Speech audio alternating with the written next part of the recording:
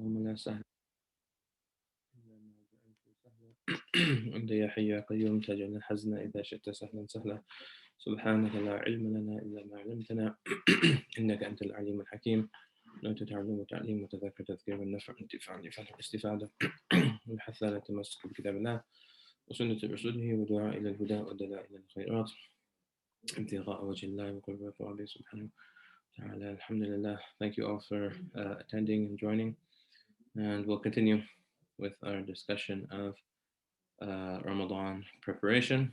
So last week we covered more of the Ramadan reminders, but now we'll get into more of the Ramadan rulings.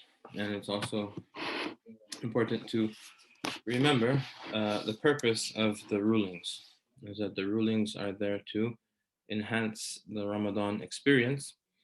Is in a sense the rulings, they curtail the horizontal boundaries such that the person can perform the Ramadan with ihsan and ascend vertically. So the rulings are there to provide those guidelines and those boundaries. And you should always remember that the goal of Ramadan is ihsan and realizing some of those meanings that we spoke about last week.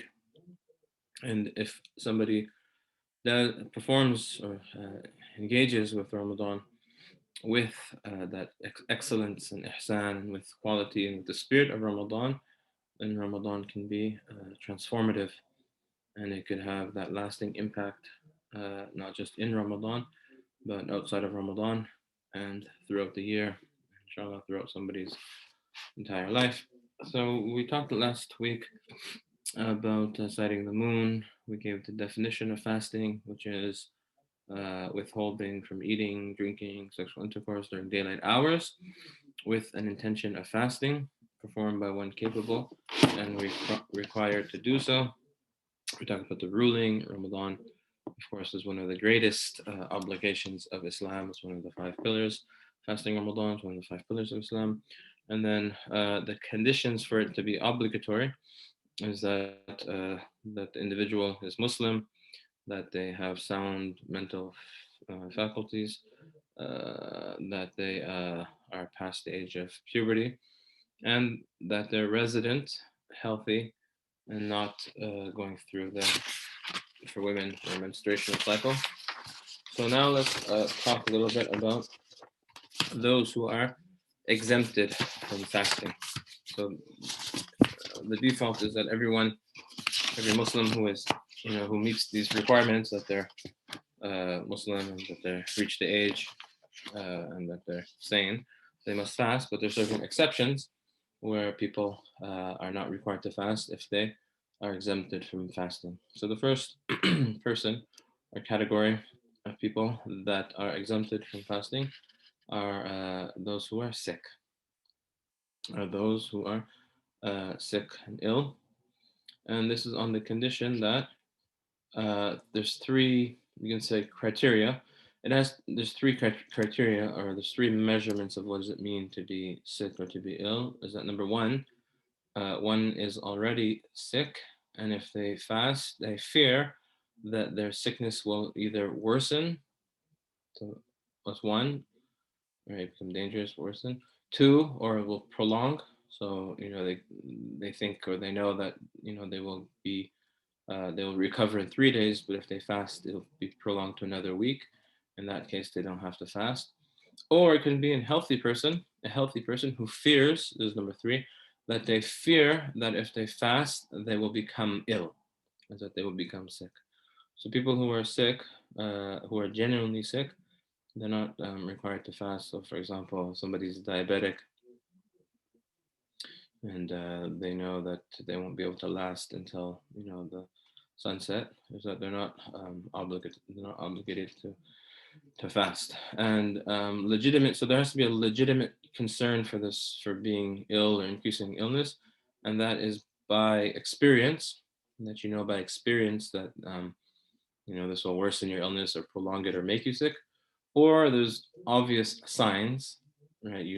For sure that this will happen, or it's the opinion of a doctor that you trust so in Muslim, and that they know about Ramadan. So consult your doctor. If somebody has a condition, they should consult. You should consult your doctor and then figure out what you're able to do or what you're not able to do. So that's the first category of those who are exempt from fasting. The second category is pregnant or nursing women that have, again, a legitimate fear for the baby or for herself. Right. So if somebody is pregnant or nursing, they should consult a doctor as well and to see if fasting works with their situation. And this third category is somebody who is who will undergo severe thirst to the point of they fear for their health. So obviously, in Ramadan, you're gonna feel thirsty and you're gonna feel hungry. But we're talking about a severe condition where they feel that they might faint or might, I don't know, organ failure. It's a severe thirst, right? And that they can't bear it. For that person, they're excused. They break their fast. The next category is the person that is traveling, somebody who is on a journey. However, it's important to note that it's somebody, okay, let's say that you wake up in the morning and your flight is at 11 o'clock a.m., right? If you, you're considered to be a traveler by where you start the day. So if you start in your home and then you travel later on that day, for that day, you're not a traveler. You can't break your fast after you started your fast. So it's either you leave your home before sunset, before sunrise, right? You're gone before sunrise, you're a traveler, or the day after your travel, where you enter into the morning as a musafir, as a traveler. Then you have the option. You have the option of not keeping your fast. But in any case, it's better to fast if you're a traveler. It's still better to fast, but it is permissible not to keep fast if you are traveling and you're on a journey. So those are the categories. And if somebody has started their fast, then they can't break it. So if you started your fast, even if you're a traveler, right, and you say, "Oh, it's getting a little bit hard. I'm traveling." If you started your fast, you can't break it, right? So if you are traveling, you have the option, right, before the waqt, before sunrise, you have the option to decide whether you're fasting or not. But once you decide to fast, then you can't break your fast after that and say, "Oh, I'm a traveler, I'm breaking my fast." So those are the categories of people who are exempted from fasting. Often there's a misconception, perhaps, that people think that if they're not fasting because they're ill or they're traveling, that they have to pay the fidya, that they have to pay the fidya, which is a certain amount of monetary payment. But that's not the case. The only person, there's only two categories, or really one category of people that have to pay for the fasts that they're not able to fast. And that one category uh, is those who they have no hope of fasting, being able to fast. They've lost the ability, absolutely, according to their assessment of fasting. So that's essentially two types of people.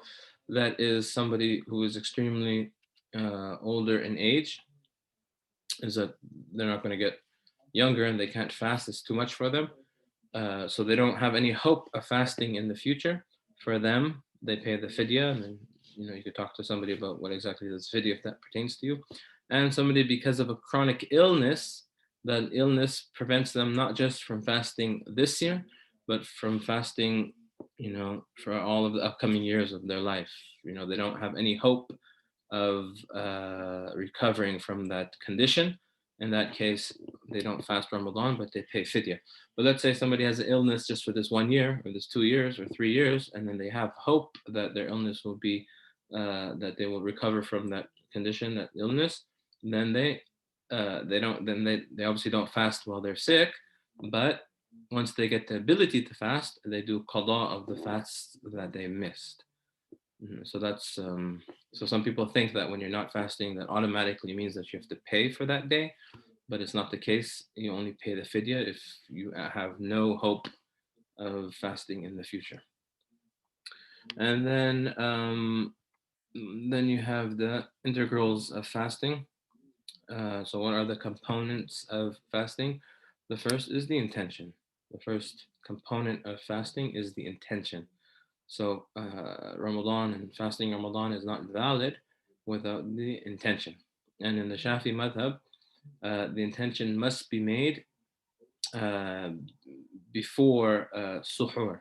So it must be made from the night preceding sunrise. So if you wake up and you miss suhoor and you didn't make that intention, in the Shafi madhab, not the Hanafi madhab, then you've missed out. You don't have the intention. But in the Hanafi madhab, it's a lot more uh, easier. Is that you can make one intention at the beginning of the month to fast all 30 days. So that one intention suffices for every day of the month. Obviously, it's better, it's good to renew your intention on a daily, on a nightly basis. But if somebody makes one intention, that's valid. Also, if you have the intention to wake up for suhoor, that's considered to be a valid intention as well. Right? So you knew that you wanted to wake up for suhoor. Why are you waking up for suhoor? So that you can fast. That's considered to be an intention. And likewise, a general intention is valid, is that you just have a general intention that I intend to fast for Ramadan. You don't need to specify your intention with too many specifications. So that's the first component of fasting. And then the second component is, of course, refraining from anything that invalidates the fast from true dawn to sunset. So fasting is essentially making the intention and then abstaining from anything that nullifies the fast. And we'll talk about that. So if that's the case, the question is, what invalidates the fast? What are those things that invalidate the fast? And the things that invalidate the fast are two categories. The first are things that invalidate the fast and they necessitate the expiation, the kafara. There's a penalty. So you have to do qada, you have to make up the fast. You did something, or someone did something, it broke their fast, invalidated their fast. They have to make up the fast, and there's an additional penalty, the expiation that they have to perform as a consequence of invalidating the fast. And the second category of things that invalidate the fast, you broke your fast, but you only have to make up the fast. There's no additional penalty. You broke it, you make it up another day, and that's it, nothing else, no payment, nothing else. So those things that invalidate the fast with this expiation, this penalty, this kafara are the following, is that purposefully eating and drinking. So if anybody purposely eats and drinks, then they did intentionally. They knew that they were fasting. They knew that it's not permissible for them to eat or drink. They have no excuse. Then they have to, of course, make up that day, and they have to make it up with an expiation, which we'll talk about in a little bit more detail. This is not the case if somebody forgetfully ate or drink. So if somebody was fasting and they ate something and they drank something and they forgot, not only is there no penalty, but that doesn't actually break the fast. So if somebody forgetfully drinks a sip of water, it doesn't break their fast. They just carry on with their fast. Even I heard a story where somebody actually ate a whole meal and forgot that completely forgetfully. They consumed the whole meal, and then they only remembered after they ate the meal and they were satiated, but it doesn't. They didn't. Their fast was still valid, so they reached iftar and they weren't hungry. But that's an extremely rare, exceptional case. Likewise, if someone broke their fast mistakenly, what does mistakenly mean? For example, you thought iftar was 8:15, and but you weren't paying attention and you broke it at 8:10, and then you realize, oh no, there was actually 5 minutes late. That's a mistake. Or, for example, you were rinsing your mouth and by accident you swallowed and the mouth and the water went down your throat. That's a mistake. It broke your fast.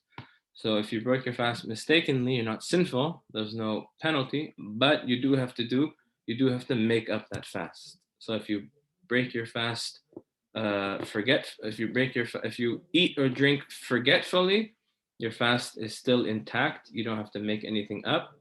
But if you eat or drink mistakenly, right? You knew what's the difference is that you knew that you were fasting, but you made a mistake in your judgment.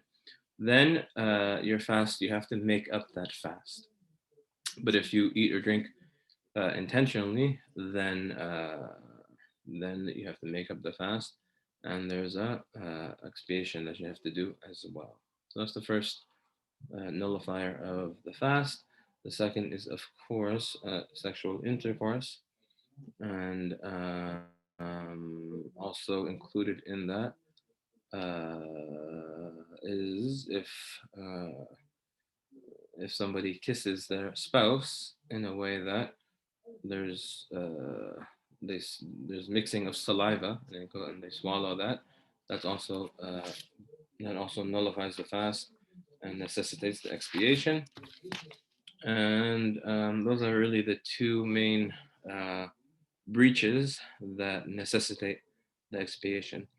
Those matters that invalidate the fast, but without the expiation, so you just have to make up the fast, but there's no additional penalty, is, for example, any woman that goes through the menstruation cycle or birth. So they start the day fasting, and then it comes upon them.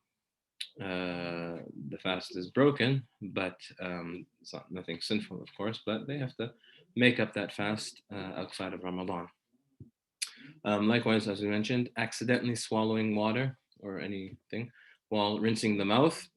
Likewise, if somebody inhales purposefully, if somebody, it's not purposefully, sorry, if somebody inhales smoke or vapor or dust on purpose.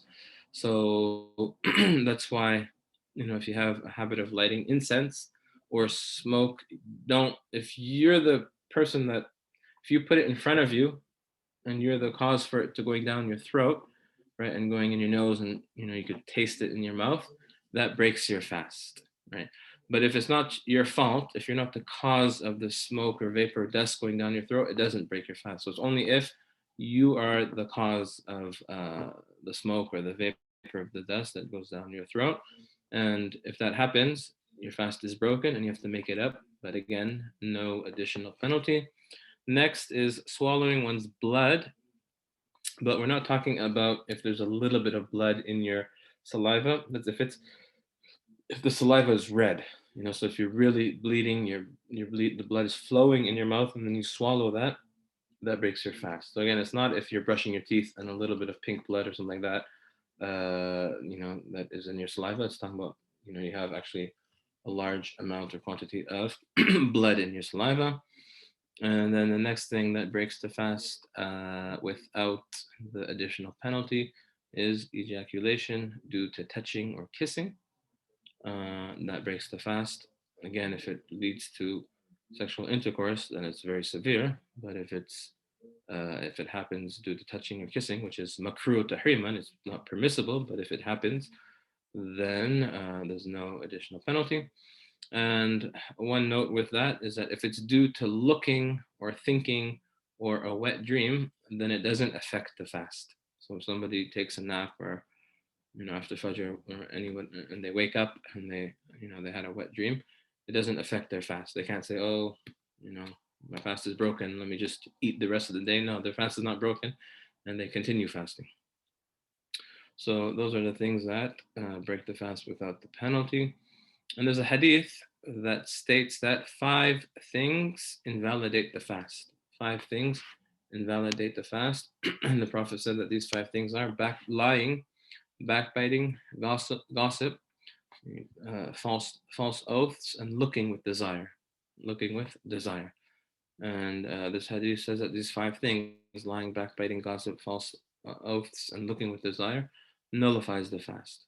However, according to many of the Sahaba, Aisha, and the Hanafi madhab and other madhabs, is that this hadith is interpreted as it invalidates the reward of the fast and not the actual fast itself. But that shows you, right, how important it is to abstain from things that are not becoming and that are not befitting when somebody is fasting, because the Prophet literally said that these things invalidate the fast. It was interpreted as they invalidate the reward of the fast. So that is showing us that it's important to fast with ihsan and with the spirit of Ramadan. So you might be asking, what is the kafara? What is this expiation? What is this penalty? The kafara, very simply, is first and foremost is that freeing a slave, which doesn't apply in our times. So the second option, it's not an option. So if somebody can't do that, then the only recourse is to the second ruling. And if somebody cannot do the second ruling, then they have recourse to the third ruling, but it's not optional. So if somebody can't free a slave, then they have to fast for 2 months consecutively. Now, they have to fast for 2 months consecutively. So if somebody eats purposely during Ramadan, the penalty is they have to fast outside of Ramadan for 2 months without missing a day. And if somebody misses one day, they must start all over, except if it's hailed, if it's menstruation, that's excused. But any other, and there's no, even the other excuses that apply in Ramadan, they don't apply when you're making up these 2 months. So if somebody misses one day, then they must start all over again. Okay, and what if somebody is physically unable to do so? So most young men and women are physically able to do so. It's not easy. But if somebody's physically unable to do so, they're old in age, they're sickly, they have some condition, then the ruling is that they feed 60 needy people 2 full meals. So you have to feed 60 people 2 full meals, and it has to be the same people, either lunch or dinner, 2 lunches or 2 dinners, or it can be one needy person for 60 days. And there's obviously more details, but this just shows you the severity of the penalty of breaking one's fast in Ramadan. It's very serious, and the consequences are very dire. And one note here, uh, if somebody has multiple infractions, right?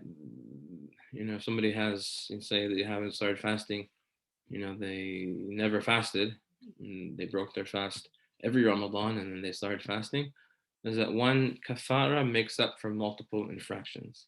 So you don't need to start calculating that I didn't fast for 30 days, and 30 days, so each day is 2 months, and that's that's that's going to be a lot of days to fast. But multiple infractions are included in one, so one kafara will make up for everything that transpired. But if it happens again, right after you make your kafara, then you have to do the kafara, the expiation again. Tamam. So those are the things that nullify the fast, and that's the penalty for breaking the fast intentionally.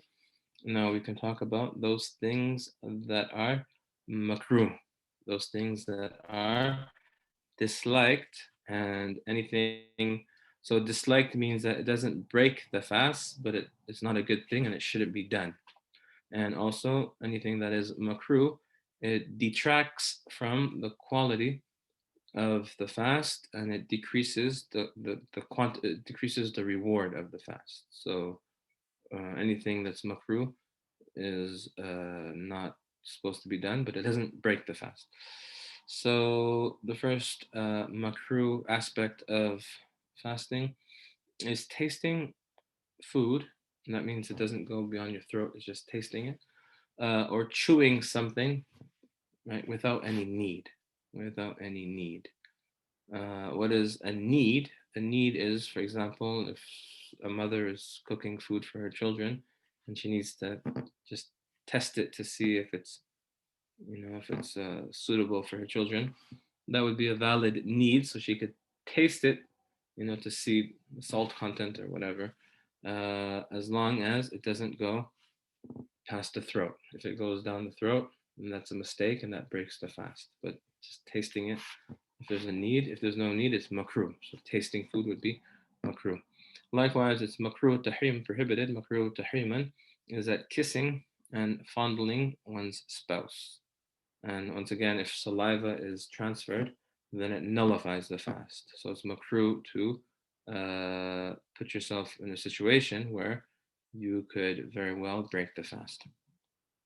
Another makruh aspect of fasting is unnecessarily exhausting oneself.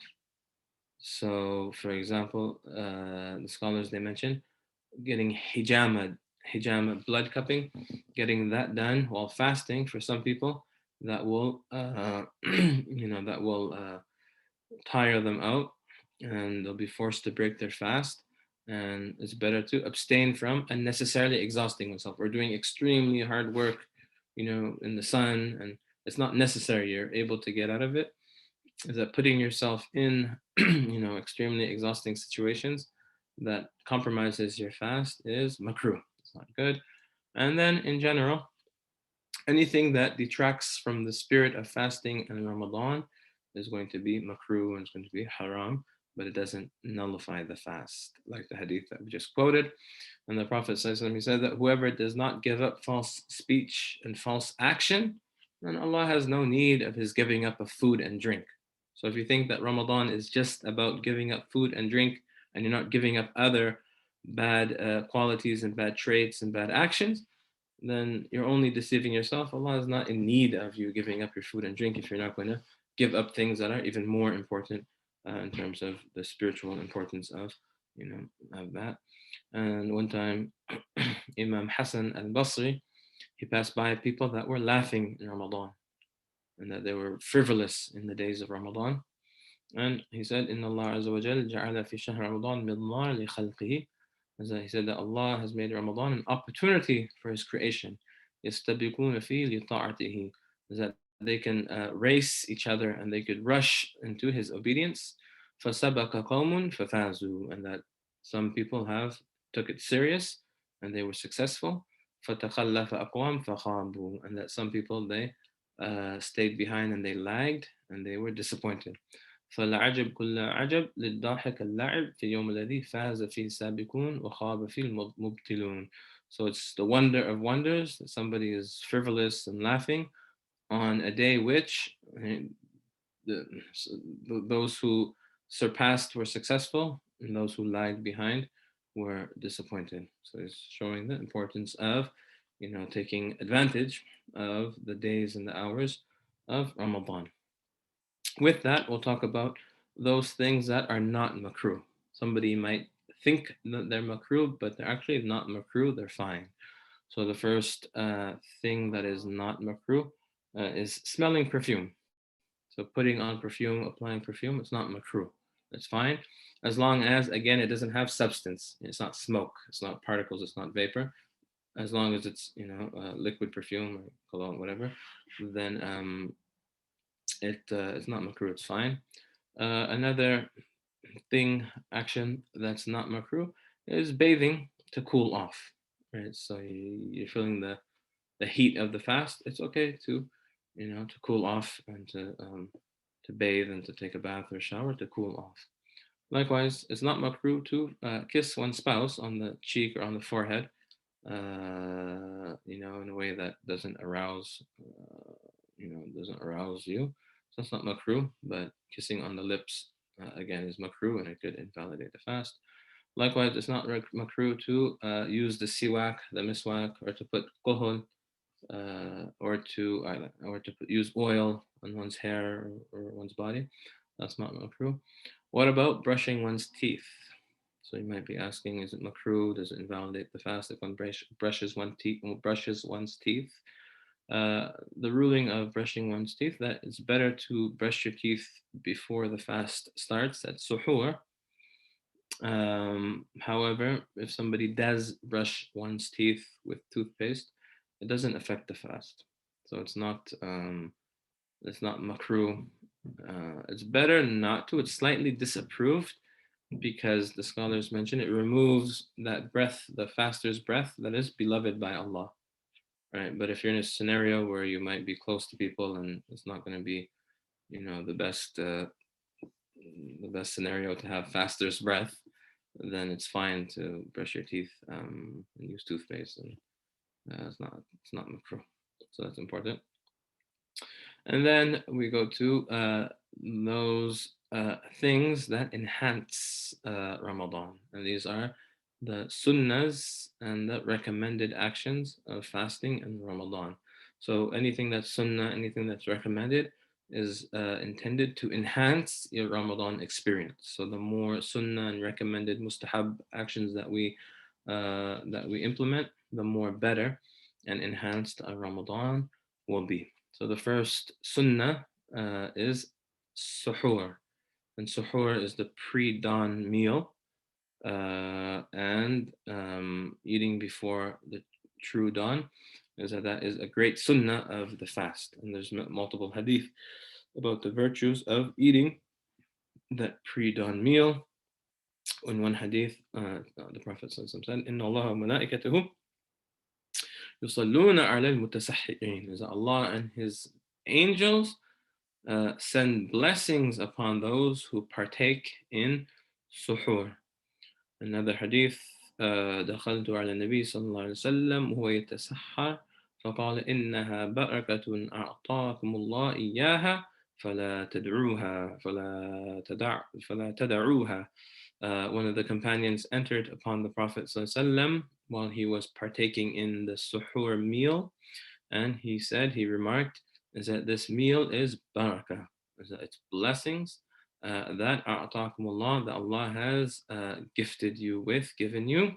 فَلَا تَدَعُوهَا. So do not abandon the sunnah of suhoor. In another hadith, the Prophet ﷺ said, استعينوا بالطعام السحر على الصيام النهار. Is that seek assistance with the food, the pre-dawn meal, seek assistance using that for your fast. So seek assistance with your fast by eating before true dawn, and also seek assistance with your standing at night, bil qaylula, which is the afternoon siesta, the afternoon nap. Is that taking that nap is like the suhoor for standing in the night. So if you want to be able to wake up in the middle of the night, is that if you have the opportunity to take that afternoon nap, that will be a power nap, and that will enable you to stand in the night. So suhoor helps you to fast, and taking that afternoon nap helps you to worship in the night.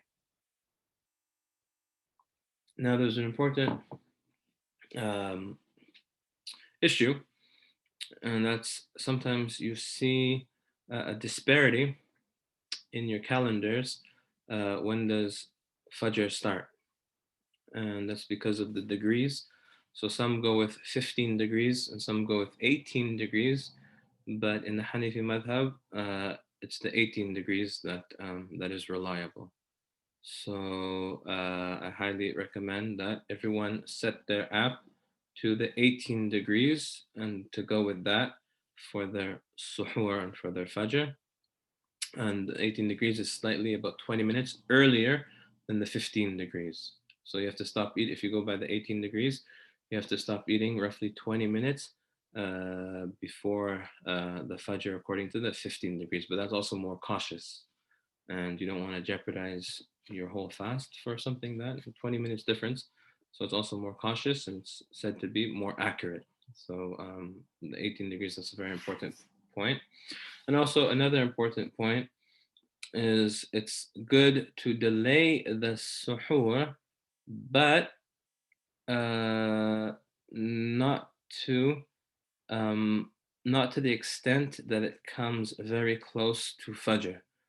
And it's mentioned in the hadith, or it's mentioned, the scholars, they mention that the amount of time between your suhoor and Fajr should be roughly 20 minutes. So you should stop eating suhoor roughly 20 minutes before true dawn, before Fajr enters. And there's unfortunately a huge misunderstanding, and it's from a hadith but people will tell you that once, if you're eating, right, you have a late suhoor, you're rushing, and Fajr comes in, you hear the adhan, that you should continue finishing what you eat. Right, you have a cup of water in your hand, take the last sip, Bismillah, adhan's going, right?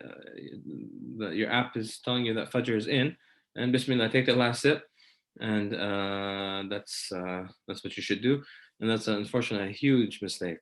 That's a huge mistake, and that's based on a hadith. The hadith says that if one of you hears the call while his drinking vessel is in his hand, let him not place it down until having fulfilled his need from it. So the Prophet said, if you hear the adhan and you have your drinking vessel, right, finish your drink. However, that's why you don't just take legal rulings from single hadith, is that this hadith pertains to the adhan, Bilal's tahajjud adhan. That was Bilal used to call adhan for tahajjud, like they still do in Mecca and Medina, is that and that was the adhan to let you know that it's the time for suhoor, right? So this is telling you be cautious, right? But you don't make it that the 20 minutes, if you have a late suhoor, tafaddal, have your late suhoor, but this doesn't mean that you're allowed to eat after true dawn and at the time of Fajr.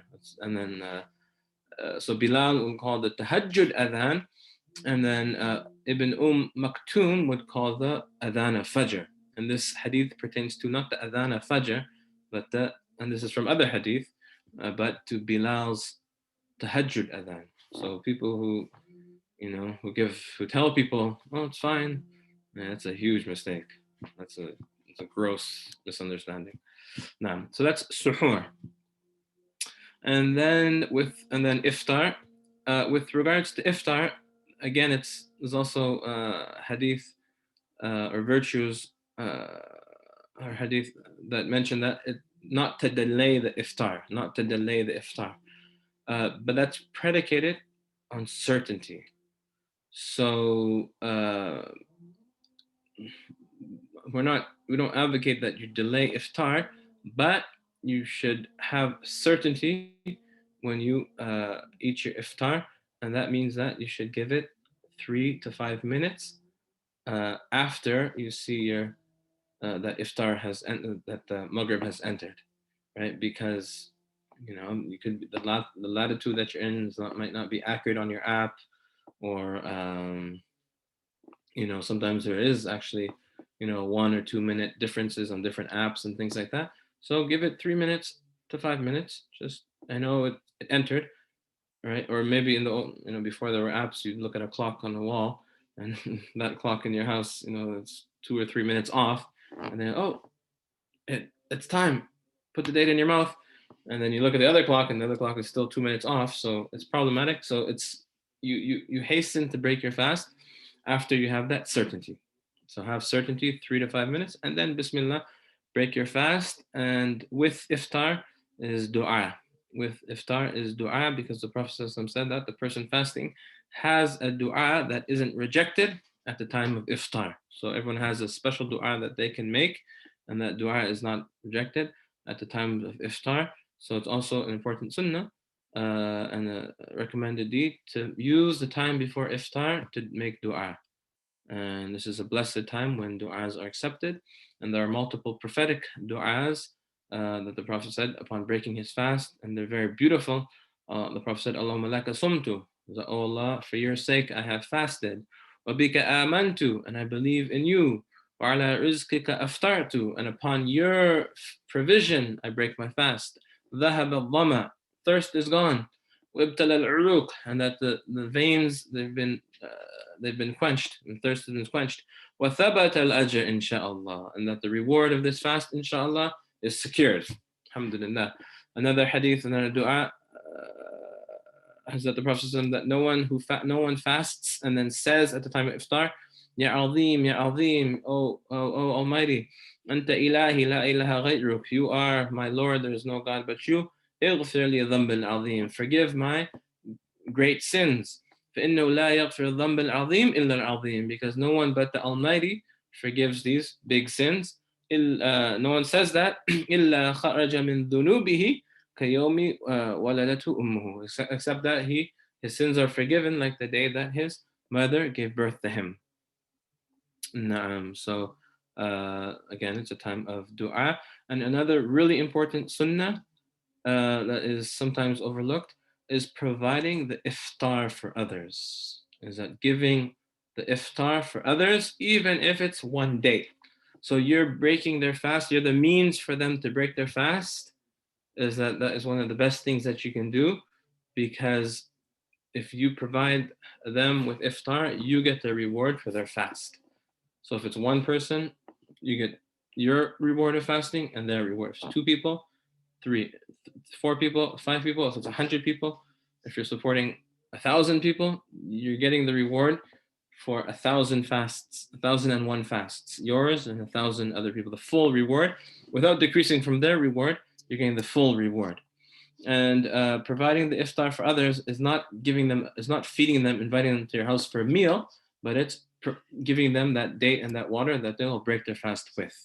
So it doesn't mean that you have to invite them to your house to have a meal. That's another good thing to do, but it's providing the means for them to break their fast. So let's say, for example, you buy a nice box of organic, beautiful dates, and you distribute them to different families, and people use those dates to break their fast, right? For every person that breaks their fast with those dates, you get the reward. So that is a huge opportunity in Ramadan that many people don't necessarily take advantage of, and it's like low-hanging fruit, right? It's low-hanging dates. And with regards to hosting other people and visiting, that's also very good, but you don't want to overeat and then you go to Taraweeh and you're stuffed and you don't feel good, and you don't want to waste time. And sometimes, the host will take, you'll sit there and there'll be a lot of small talk, and it takes time for them to bring out the food. And actually, the sunnah of hosting is to provide the food promptly. And the sunnah of hosting is to have the food ready, right? So you let people eat, and then those who wish to stay are welcome to stay, and those who have other things to do, especially in Ramadan, they're free to go. So if you're a guest, maybe you don't want to be wasting your time, precious moments. You have to prepare for Ramadan. You might want to take a shower. You might want to get it ready for Taraweeh. You might have your recitation of Quran at that time. You don't want your time to be, used. And if you're the host, then ensure that you have the food ready. And whoever wants to stay behind, they're good to stay behind. And whoever wants to go, then they are good to go. And there's actually dua to make when you eat at somebody's house, and they provide you the food to break their fast. It's the sunnah that the Prophet ﷺ, when he would eat at somebody's place, he wouldn't leave until he would make dua for them. And he would say, Allahumma barik lahum fima razaqtahum waghfir lahum warhamhum. Allah bless them in what you have provided them, forgive them and have mercy on them. And then another enhancement or another sunnah is to make obviously a lot of ibadah. To make a lot of ibadah, and that ties into using one's time wisely, right? Using one's time wisely and reading the Quran. And it's a blessed opportunity for us to reconnect with the Quran. And we should aim to finish one reading of the Quran, one khatam, even if it be in English or even if it be translation. We should try to read the Quran cover to cover at least once in Ramadan and reconnect with the Quran. And Imam Malik, like we said last time, is that he would flee from teaching hadith and other things to devote himself to the reading and the study of the Quran. And then Tarawih. So Tarawih is not fard and it's not obligatory. It's a communal sunnah, right? So the community has to establish it, but it's sunnah for you to pray Tarawih. And Salatul Tarawih, there's two sunnahs. So it's sunnah to pray Tarawih, and then it's sunnah to have a khatam of the Quran in Tarawih.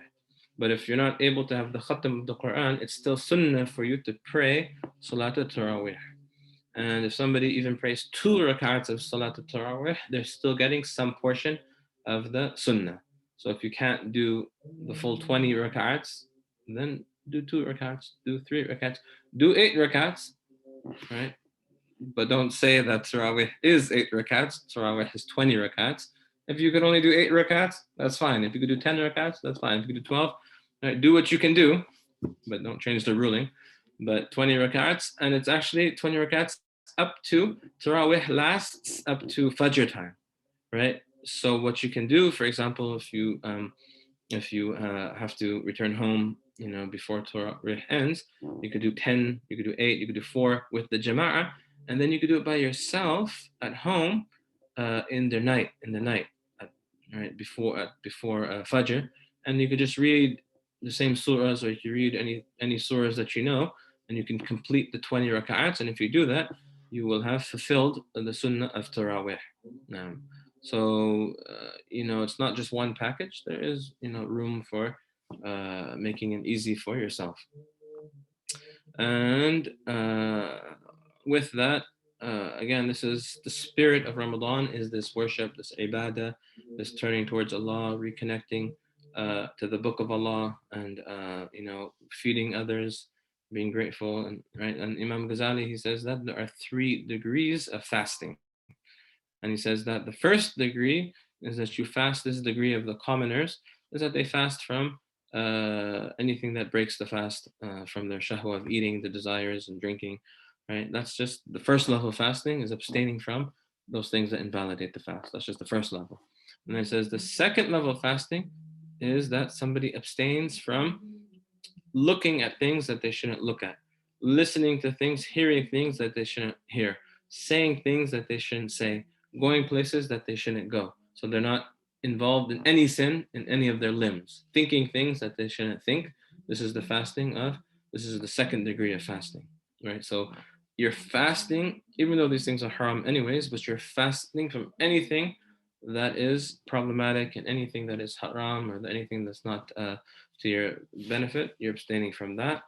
And then he says that there's a higher degree still, and that this is the fast of the heart, where somebody's heart, they're abstaining from any dunyawi, any, obviously a lofty station, but anything besides Allah, right? So any distractions besides Allah, they're fasting from that. In addition from fasting from food and sinful things, is that they're fasting from any distraction, anything that takes them away from Allah. And then also just end with, it's important to remember that the last 10 nights of Ramadan, and within the last 10 nights of Ramadan is the night Laylatul Qadr, and that the Prophet he would strengthen his resolve and recommit. He would already be striving, but the last 10 nights he would put more effort in those last 10 nights, and he would actively seek this blessed night, the night of worth. Qadr is worth. It's a very weighty night.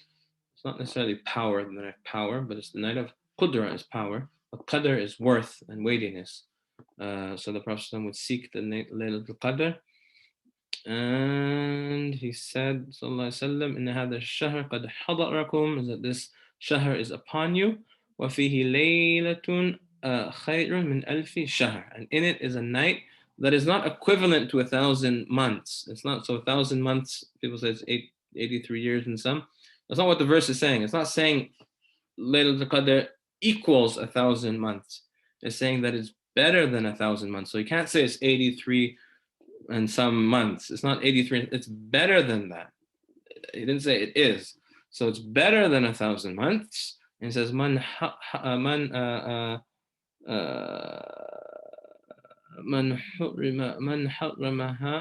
no, whoever is deprived from Laylatul Qadr, فَقَدْ حُرِمَ الْخَيْرُ كُلُّهُ, is that he's deprived of all good. Whoever doesn't have a portion of Laylatul Qadr, they don't have anything. Right? Whoever is deprived from Laylatul Qadr, a portion and no portion, is that they missed out. They're deprived of all good. وَلَا يَحْرُمُ خَيْرُهَا إِلَّا مَحْرُومٌ, is that no one is deprived from it except the deprived person. Nasallallahu alaihi wasallam. Nasallallahu alaihi wasallam. So we want our portion of Ramadan. In another hadith, the Prophet said, is that Ra'a, the Prophet, he didn't say it's related, is that Allah showed him the lives of generations before him, right? and he saw how long their lives, they lived for many years. And then he compared that to the short lifespan that this ummah has. And when he saw that, Allah blessed him with Laylatul Qadr, because again, if somebody does any act of goodness in Laylatul Qadr, that's better than 1,000 months, right? So let's say that 83 years, right? Okay, 83 years, 1 year, 83 years, 2 years, 83 years times 3, times 4, times 5. If somebody gets Laylatul Qadr every year of their life, right? You could do the math and get an estimate of how valuable that is. And then I'll end with something that I found really interesting. I'll end with two things. Is that Laylatul Qadr actually has signs. There's signs of Laylatul Qadr. And it's interesting, the Prophet mentioned these signs. He said that it's a laylatun mu'tadilatun. It's a night that's mild. The temperature is mild. La hara wa la ba'rid. It's not very hot and it's not cold. And then the Prophet said, and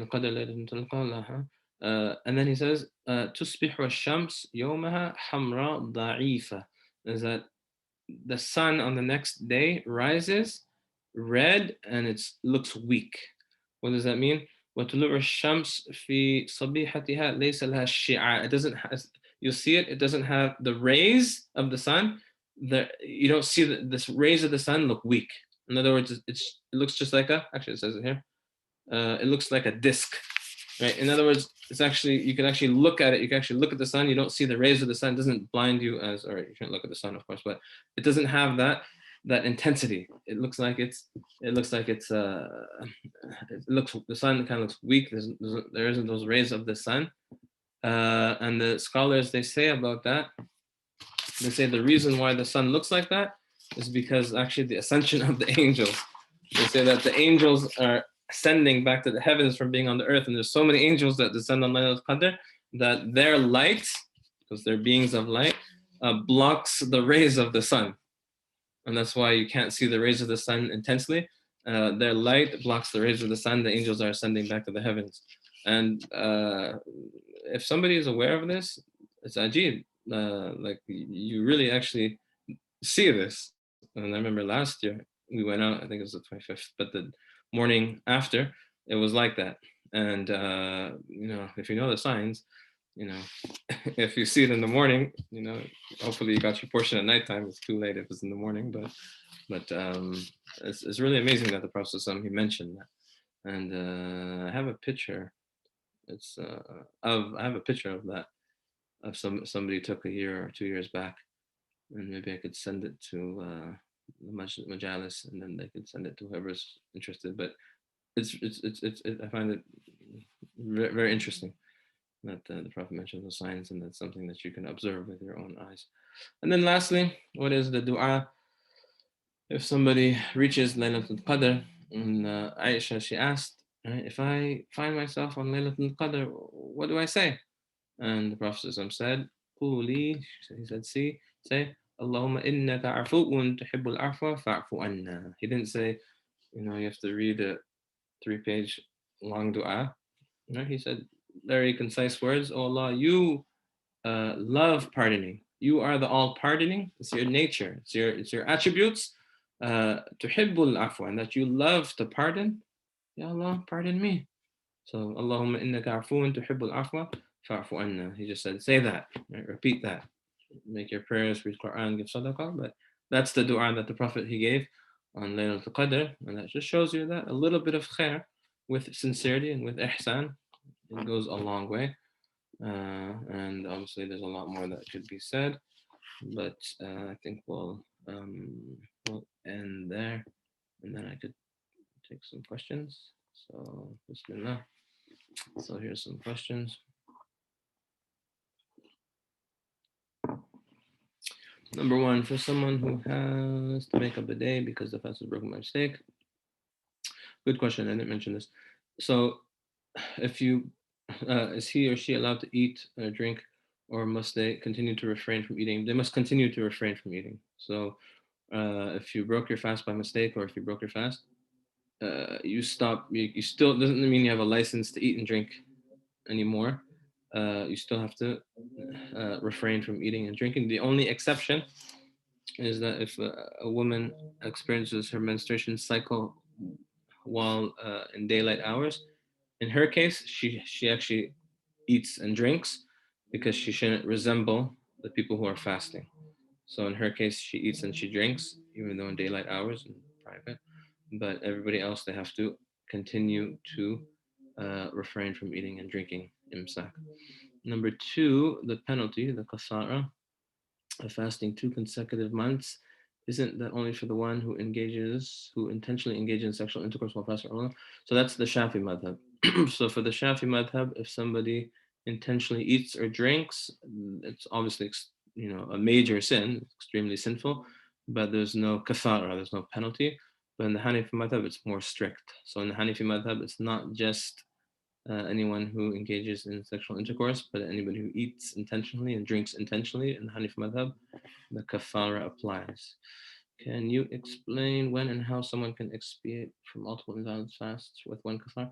So once they make tawbah, right? Once they make tawbah, and they don't need to go back and calculate how many days they didn't fast. One kafara suffices for all previous infractions. So they just do one kafara, and once they complete the kafara, if they, if they fall into it, if they break their fast again without excuse, then it's another kafara. But looking back, one kafara, the scholars say, it covers everything that preceded. Otherwise, if that wasn't the case, right, let's say someone missed 2 years of fasting, right, and they're adult, they meet the conditions, they would have to fast 2 months for every day. Right. So the first day that they didn't the first day they broke their fast, they didn't fast 2 months. The next day, so 30 times 60, then 60 times 60. So it's not like that. If whatever passed, do one kafara and khalas, inshallah. And then for someone that continues to have his or her sahur after 18 degrees, does that invalidate the fast? It's a good question. I can't say that it invalidates the fast. But it's problematic, and if they don't know any better, I don't know, but maybe the people who tell them otherwise are responsible. But yani it's not good. I don't know if you could say it invalidates the fast. Maybe maybe it's I'd have to. That's a good question. Actually, I'll ask. I'll look it up. But it's definitely problematic, and inshallah, it doesn't invalidate the people's fast, but maybe the people that told them to are responsible. So, does anybody have any remaining questions?